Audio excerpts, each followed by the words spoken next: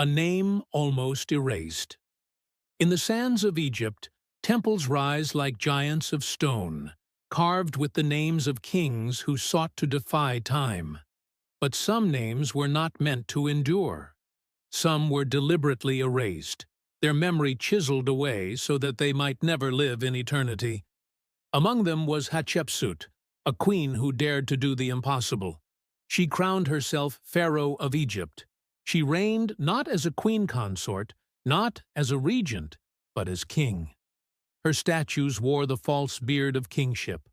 Her body was carved with masculine strength.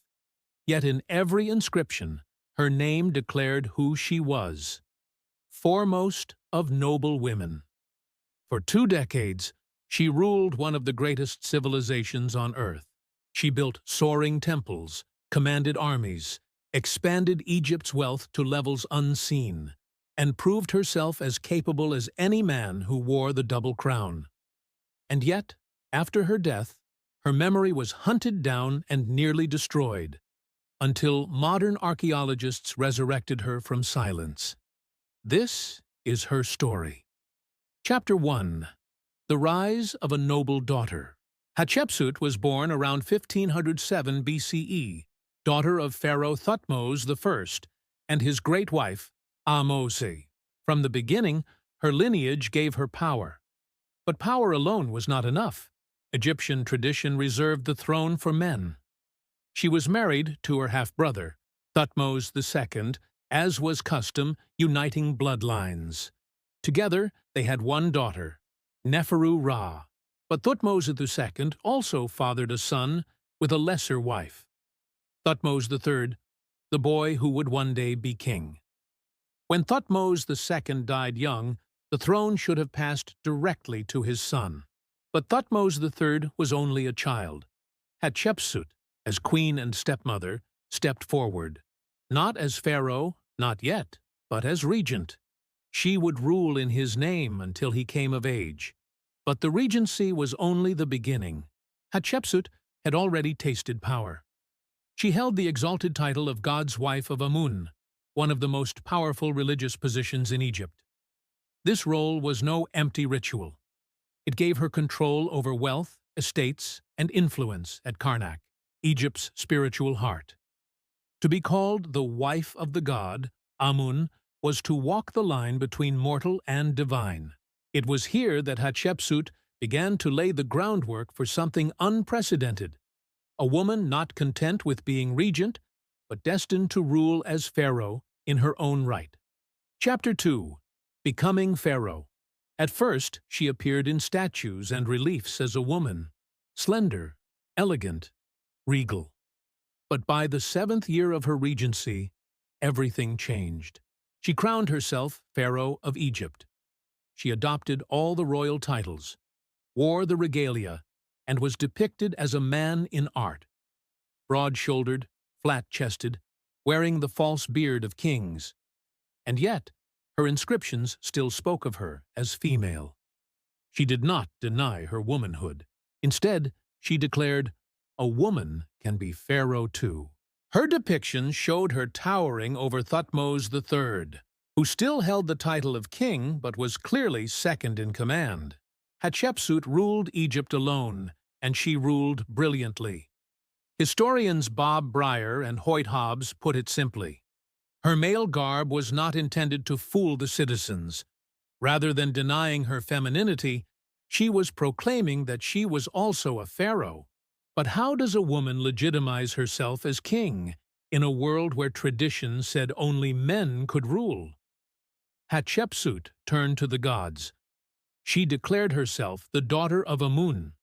In inscriptions, she told the story of how the great god himself came to her mother in the form of Pharaoh Thutmose I, impregnating her with divine seed.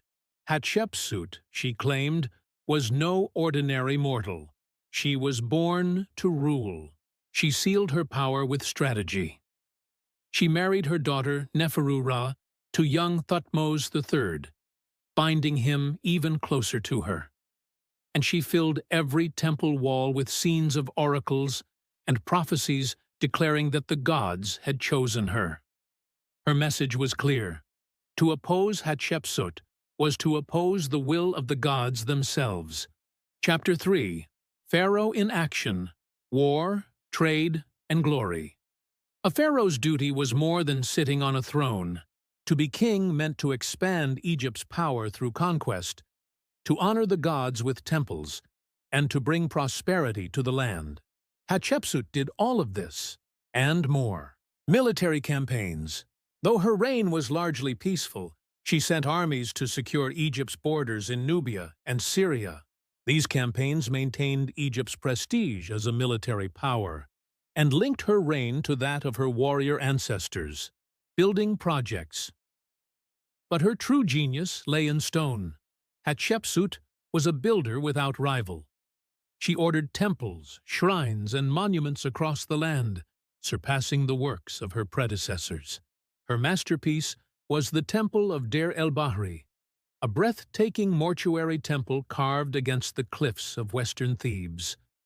With terraces, ramps, gardens, and pools, it rose in harmony with the desert landscape. Reliefs carved into its walls told stories of her divine birth, her coronation, and her triumphs. Even today, it is one of Egypt's most iconic structures. She erected soaring obelisks at Karnak, gleaming needles of granite that proclaimed her devotion to Amun and her eternal legacy. She poured Egypt's wealth into art, architecture, and religion, cementing her authority not through war, but through prosperity. The voyage to Punt. Her most legendary achievement was an expedition to Punt, a mysterious land rich in treasures. Her fleet sailed down the Red Sea, returning with marvels: ebony, ivory, cinnamon, incense, gold, exotic animals, and even live myrrh trees. The reliefs at Deir el-Bahri show the spectacle. Ships loaded with wealth, strange animals paraded through Egypt, and trees planted in her temple's courtyard, the first known attempt in history to transplant foreign flora. One inscription boasted, "Never was brought the like of this for any king who has been since the beginning." Through trade and innovation, Hatshepsut proved Egypt could grow powerful without endless war. Chapter 4. Shadows of Power. Senenmut and the court, behind every ruler stands trusted allies.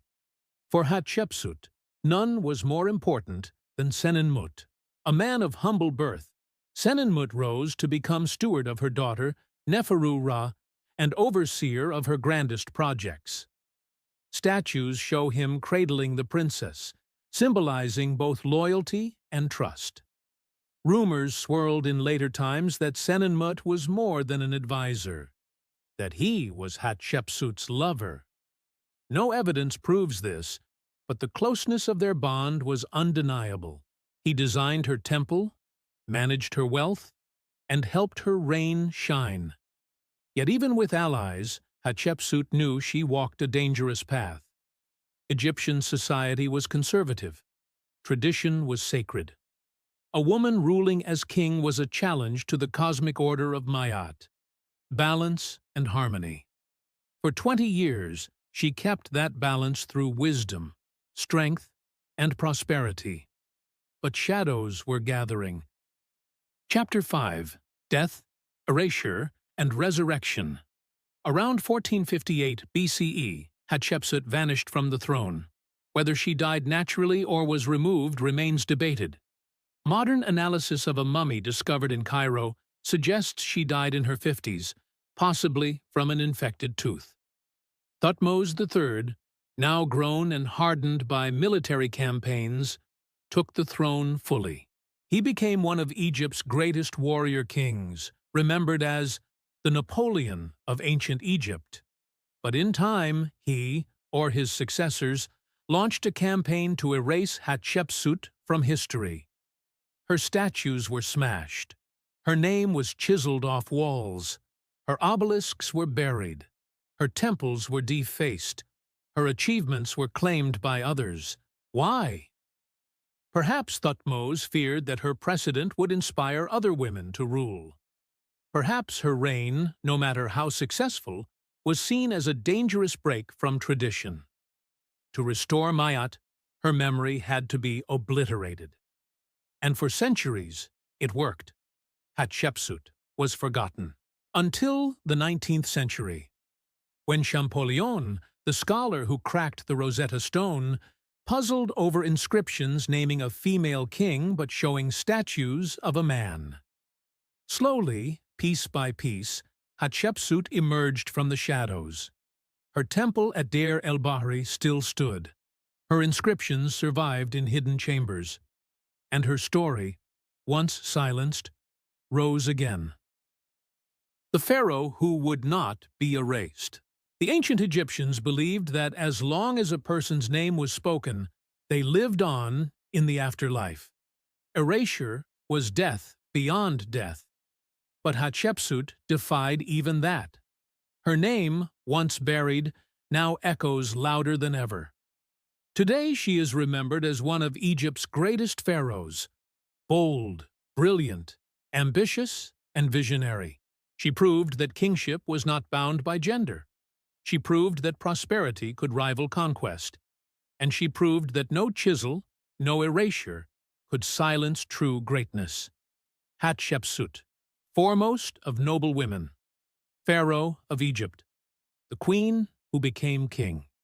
This is the epic of Hatshepsut, the woman who wore the beard of kings, who built wonders in stone, who reached across seas for treasures, and whose story, nearly erased, still endures across the ages.